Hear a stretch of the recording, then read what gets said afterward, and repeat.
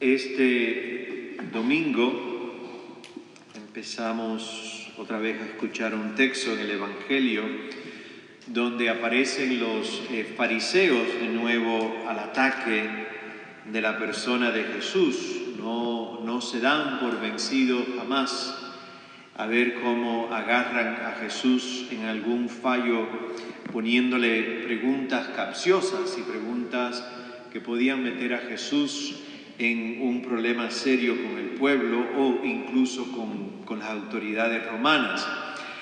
Hace 4 domingos atrás los evangelios comenzaban con parábolas y comenzaban diciendo: y Jesús se dirigió a los sumos sacerdotes y a los ancianos del pueblo.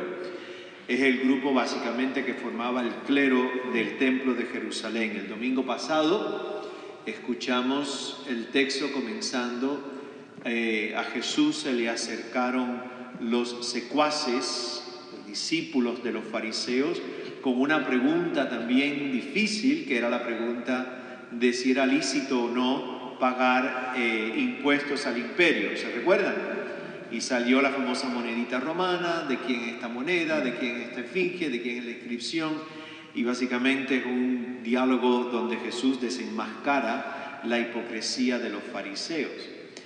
El texto de hoy comienza también donde un fariseo se acerca a Jesús y dice el Mateo que con la intención de ponerlo a prueba, de colocarle una trampa, le preguntó que cuál era el mandamiento más grande, cuál era el mandamiento más importante. Es una pregunta muy válida, porque esa pregunta implica de que el fariseo quiere saber qué es lo más importante para Dios en referente a nosotros y nosotros referente a Dios.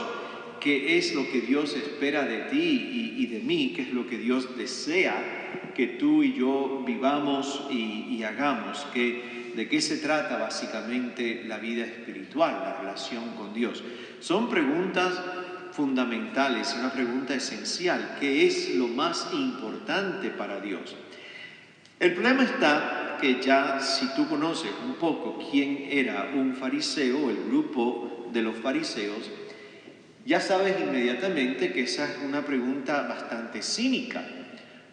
Porque un judío piadoso, y los fariseos por excelencia eran los judíos más piadosos y más estrictos y más fieles, mucho más que los sacerdotes del templo y los saduceos, un judío piadoso masculino, hombre, sabía la respuesta a esa pregunta desde que nació, porque el judío hombre tenía que repetir 2 veces al día, desde que tenía uso de razón, el famoso Shema Israel. Escucha Israel, el Señor es tu Dios, es el único Dios, lo amarás con todo tu corazón, con toda tu alma y con todo tu ser. El fariseo sabe perfectamente cuál es la respuesta a la pregunta de cuál es el mandamiento más grande. ¿Por qué es una trampa? ¿Por qué una cosa tan sencilla para nuestros oídos puede ser una trampa difícil para Jesús? Yo les voy a hacer una pregunta y me sé la respuesta. Estoy como el fariseo. ¿Cuántos mandamientos hay? Wrong, no hay 10 mandamientos.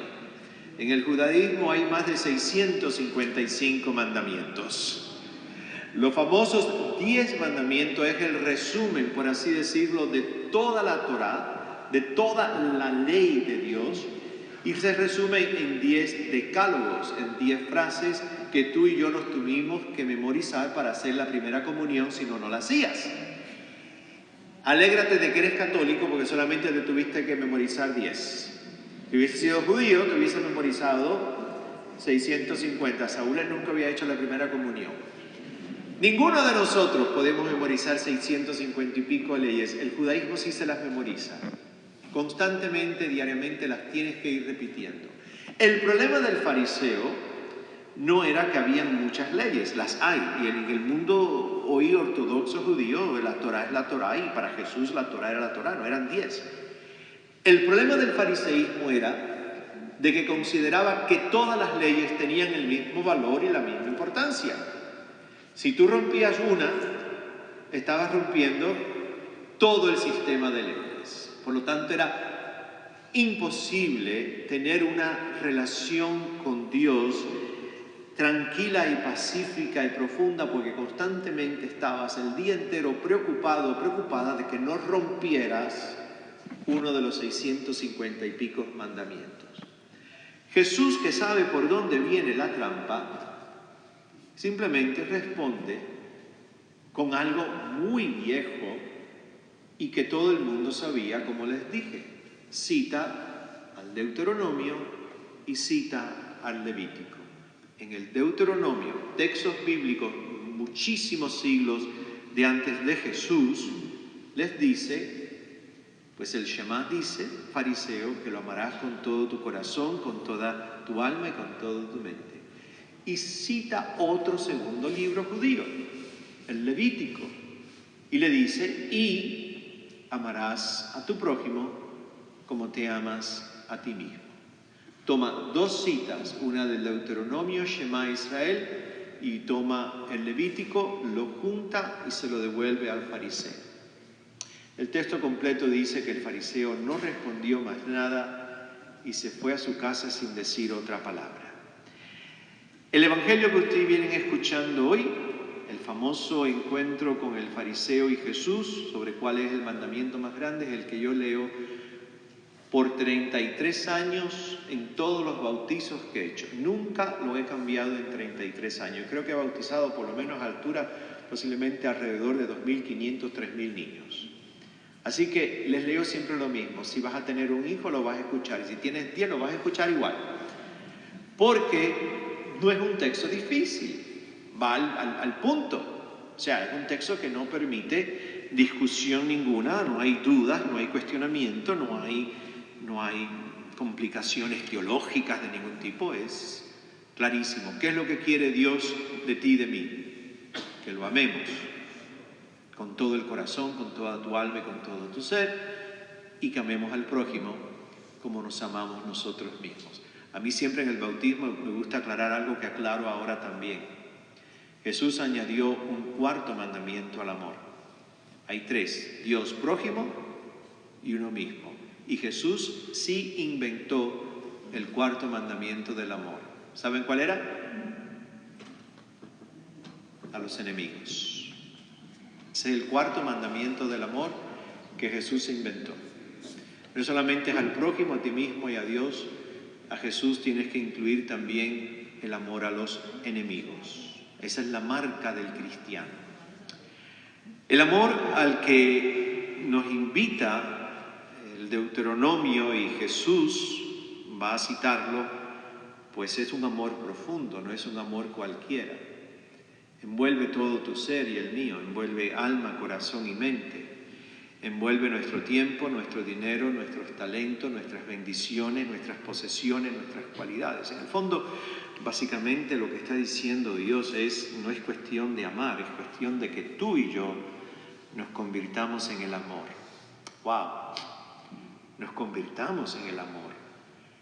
No solamente amemos, sino que así como Dios nuestro Padre y su Hijo es el amor, el discípulo y la discípula está llamado a convertirse también en el amor. Ahora, yo tengo un amigo boricua, el padre Miguel, párroco de San Brendan, que tiene una frase muy puertorriqueña que dice: cuando las cosas se ponen difíciles, dice, a la puerca se le torció el rabo. Este amor tiene una especificidad. Y hay que mirar al texto que se leyó primero, el Deuteronomio. Este amor tiene un rostro y tiene una historia y son personas específicas.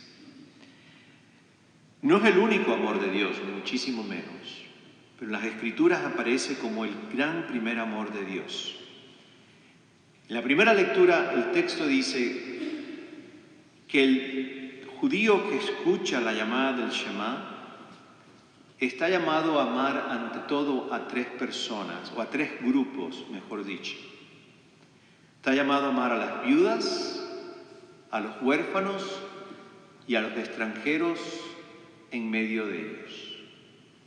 Porque son los tres grupos en el mundo bíblico que representa a cualquier ser humano en un estado de dependencia, de una necesidad enorme de misericordia y de una asistencia incluso material. Eran los tres grupos más desamparados en el mundo bíblico: las viudas, los huérfanos y los extranjeros en medio del pueblo de Dios.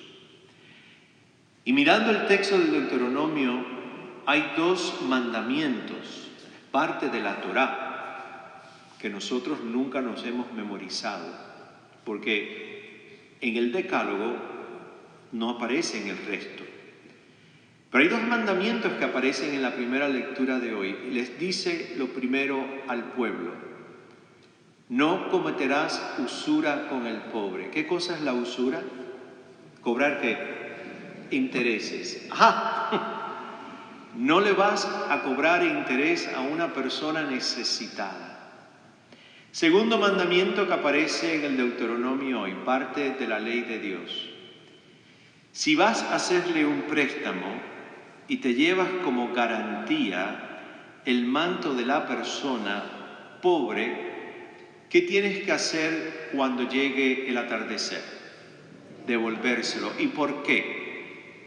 Porque es el único que tiene para taparse en las noches frías. Al día siguiente, si vas y se lo quitas, no hay problema. Pero al atardecer de cada día tienes que devolverle el manto a la persona pobre, porque es lo único que tiene para taparse.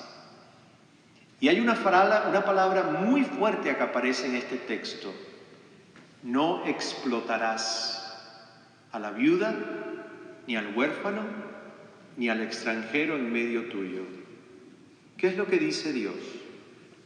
No sacarás provecho, no abusarás, no utilizarás a nadie que esté peor que tú. No tomes jamás ventaja de alguien pobre para sacarle provecho a tu vida personal. Y viene entonces la gran amenaza en el texto del Deuteronomio. Porque si haces eso, ¿se recuerdan lo que sigue? Yo te mataré a espada.